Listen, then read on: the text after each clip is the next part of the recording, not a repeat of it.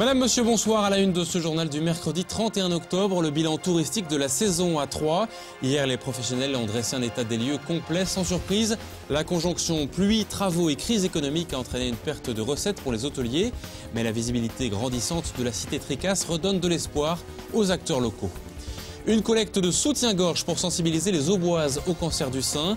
En ce mois d'octobre rose, c'est la dernière trouvaille d'un club sportif de Barberet. Cet après-midi, les membres de Curves ont paradé devant la mairie de Barberet-Saint-Sulpice. Objectif, montrer que cette maladie peut toucher toutes les femmes.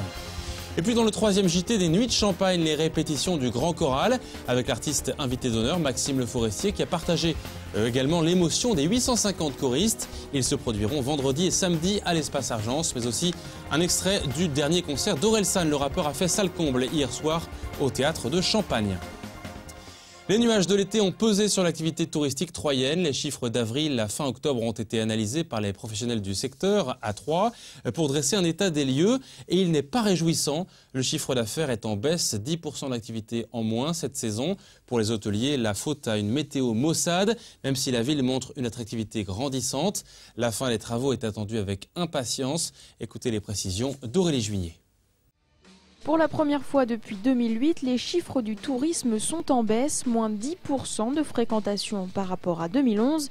Un été difficile notamment pour les hôtels et les bars. Les terrasses, entre autres en centre-ville de Troyes, ont été peu fréquentées jusqu'à fin juillet, puisqu'il n'a pas fait beau du tout. Donc effectivement, ça se répercute malgré tout sur l'ensemble de la profession, y compris les hébergements. Les gens restaient moins longtemps à Troyes, ils étaient plutôt à la recherche du soleil et de la chaleur donc cet été. Mais bon, on ne désespère pas, on pense que l'année 2013 sera meilleure que l'année 2012, puisque d'ici là, on aura une belle ville, il n'y aura plus d'élections, enfin on pense rattraper le retard qu'on a pu avoir en 2012. Pour l'office de tourisme, la météo a eu des effets contradictoires selon les activités. Alors qu'est-ce qui a pêché? Ce sont nos visites guidées, ce qui évidemment sur des périodes comme le mois de juillet ont été très très difficiles, délicates, parce que tous les jours il pleuvait. Donc là on a vraiment souffert. Par contre, tout ce qui était en intérieur, tout ceci, toutes ces activités-là ont fortement bénéficié de cet aspect favorable. Les expositions gratuites ont donc bien marché. Certains restaurateurs ont aussi pu tirer leur épingle du jeu. Les menus terroir et patrimoine ont été plus demandés qu'en 2011. Les activités familiales ont elles aussi plu. Dans l'ensemble, le tableau n'est donc pas si noir. On a des chiffres de l'Office de tourisme qui sont quand même encourageants, puisqu'on a une fréquentation virtuelle qui a considérablement augmenté. Alors, virtuelle, ça veut dire quoi? La fréquentation des sites de l'Office de tourisme, les téléchargements d'applications. Ce qui montre là, on a gagné 17% de plus de visiteurs en mélangeant accueil physique et virtuel. Les personnes qui se rendent évidemment dans les offices et ceux qui cliquent sur leur smartphone ou sur le site de l'Office de tourisme. Ce sont donc presque 102 000 personnes qui ont cherché des informations sur Troyes cet été. L'attrait des nouveaux médias est un signe positif, mais les anciens médias peuvent aussi aider fortement le tourisme au bois.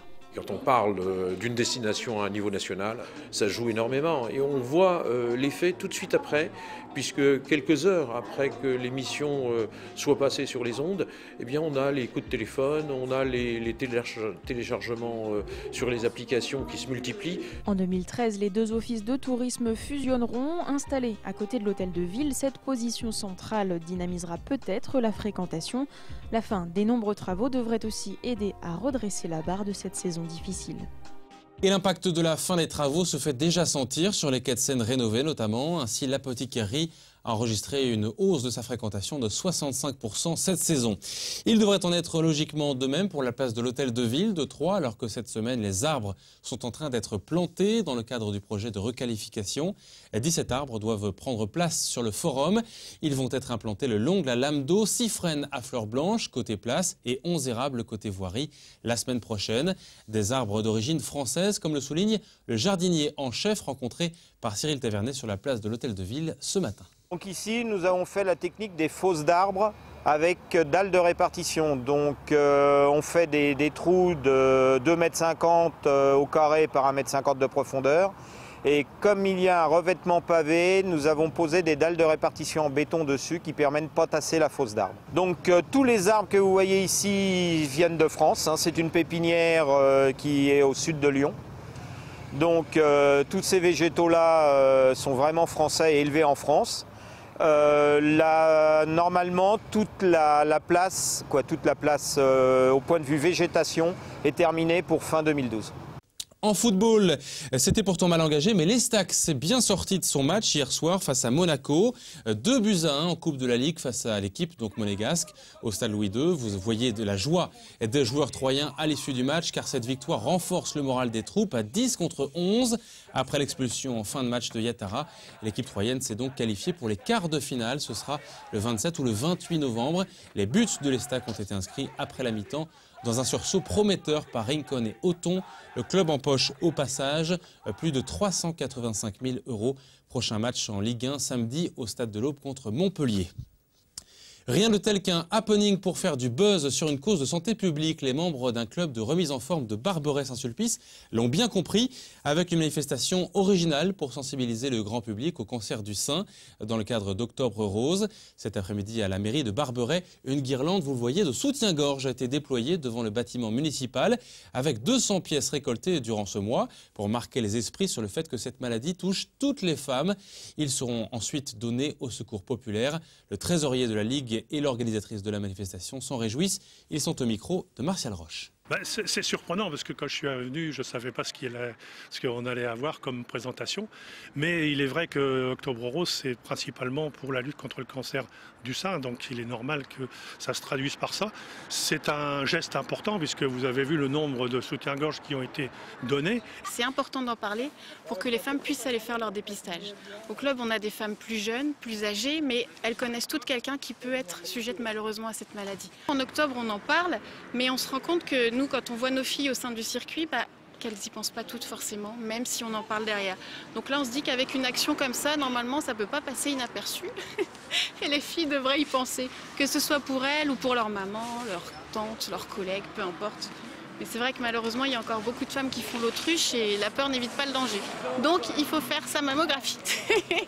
Voilà qui est dit. Notez que 780 € ont été remis à la Ligue auboise contre le cancer à cette occasion. On referme ce journal avec une nouvelle place à Troyes dans le quartier des Sénardes en pleine mutation. Son nom a été choisi par les habitants eux-mêmes. C'est la place de l'âne patoche, un animal bien connu des résidents de Copainville. Avec sa devise « Bien faire et laisser braire ». C'est en quelque sorte la cerise sur le gâteau. Les aménagements alentours ont été totalement repensés, plus verts, plus doux, tournés davantage vers la rencontre, tout près de la nouvelle maison de quartier. Marc Brett, le maire adjoint en charge de l'environnement à Troyes, revient sur le sens de cette appellation insolite. Il est au micro de Christian Vira. L'âne patoche, en fait, c'était l'âne de l'abbé Honnet. L'abbé Honnet, c'est le créateur, l'abbé Yvonnet, c'est le créateur de Copainville, un foyer de jeunes travailleurs très très novateur il y a une quarantaine d'années. Et la devise de l'abbé Honnet, c'était une devise de bon sens et qui est vraiment d'une actualité criante aujourd'hui. C'était bien faire et laisser braire. Voilà donc l'explication du nom donné à cette place pour à la fois la place et la maison de quartier. Et c'est un choix qui a été fait par les habitants du quartier qui ont été sollicités d'ailleurs à l'époque. Enfin, conseil de prudence si vous prenez la route en ce long week-end de Toussaint, souvent synonyme d'accident. Une vaste opération de sécurité routière sera menée dans le département samedi et dimanche. L'objectif étant de lutter contre la vitesse excessive et contre les conduites addictives. Un automobiliste averti en vaut deux. Voilà qui est dit. C'est la fin de ce journal. Dans un instant, le JT des Nuits de Champagne ce soir côté coulisses avec entre autres les répétitions pleines d'émotions du Grand Choral en présence de Maxime Le Forestier. A tout de suite.